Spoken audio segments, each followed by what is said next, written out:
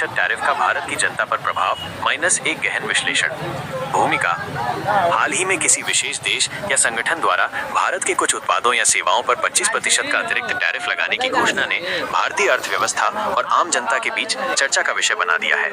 Tariff यानी आयात शुल्क का उद्देश्य प्रायः स्थानीय उद्योगों की रक्षा करना, विदेशी उत्पादों की कीमतें बढ़ाना या व्यापारिक दबाव बनाना होता है। लेकिन जब टैरिफ हमारे निर्यात उत्पादों पर लगता है तो इसका असर सीधे भारतीय अर्थव्यवस्था और जनता पर पड़ता है। 1. निर्यात क्षेत्र पर सीधा असर। भारत दुनिया के सबसे बड़े निर्यातकों में से एक है, चाहे वो आईटी सेवाएं हो, कपड़ा उद्योग, कृषि उत्पाद या दवाइयाँ। जब किसी देश में भारतीय सामान तो हमारे घटता है, जिससे उद्योग में उत्पादन कम होता है।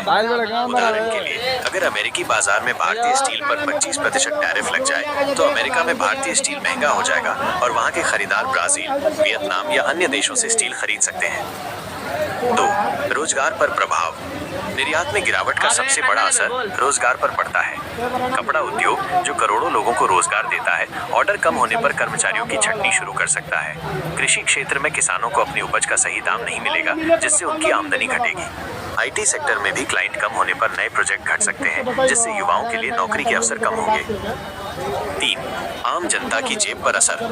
टैरिफ सीधे तौर पर भले ही निर्यातकों पर लगता हो, लेकिन इसका असर आम जनता तक भी पहुंचता है। निर्यात घटने से सरकार को टैक्स कलेक्शन में कमी आती है। सरकारी राजस्व कम होने पर विकास योजनाओं, सब्सिडी और सामाजिक कार्यक्रमों में कटौती हो सकती है।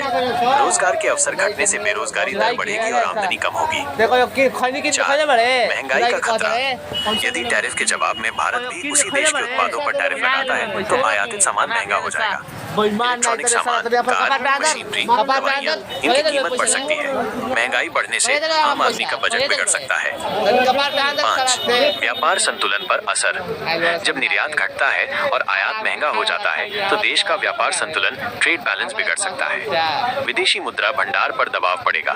रुपए की कीमत डॉलर के मुकाबले गिर सकती है, जिससे विदेशी शिक्षा, यात्रा और पेट्रोल डीजल की कीमतें बढ़ेंगी। छोटे और मझोले उद्योग एसएमईएस पर खतरा। एसएमईएस, जो भारत के निर्यात का बड़ा हिस्सा बनाते हैं, अंतर्राष्ट्रीय बाजार में कीमत बढ़ने के कारण प्रतिस्पर्धा खो सकते हैं। इन उद्योगों के पास बड़ा मार्केटिंग बजट नहीं होता, इसलिए नए बाजार खोजना मुश्किल होता है। कारोबार घटने पर छोटे उद्यमी दिवालिया भी हो सकते हैं। 7. दीर्घकालिक रणनीतिक खतरे। अगर टैरिफ लंबे समय तक लगा रहता है तो भारतीय उद्योग विदेशी बाजारों से बाहर हो सकते हैं। नई टेक्नोलॉजी और इनोवेशन में निवेश घट सकता है, जिससे भारत की वैश्विक प्रतिस्पर्धा क्षमता कमजोर होगी। 8. संभावित समाधान और सरकारी कदम। सरकार ऐसे हालात में कई कदम उठा सकती है। 1. नए बाजार खोजना, निर्यात को एक ही देश पर निर्भर न रखना। 2. स्थानीय उत्पादन और खपत बढ़ाना, आत्मनिर्भर भारत को बढ़ावा देना। 3. द्विपक्षीय समझौते, व्यापारिक तनाव कम करने के लिए कूटनीतिक बातचीत। 4. सब्सिडी और राहत पैकेज, प्रभावित उद्योगों और किसानों की मदद करना। 5. तकनीकी अपग्रेडेशन, उत्पाद की गुणवत्ता और मूल्य प्रतिस्पर्धा बढ़ाना। निष्कर्ष। 25% टैरिफ केवल व्यापारिक आंकड़ों का मामला नहीं है, बल्कि ये आम जनता की रोजमर्रा की जिंदगी को भी प्रभावित करता है। ये बेरोजगारी, महंगाई और आर्थिक अस्थिरता का कारण बन सकता है।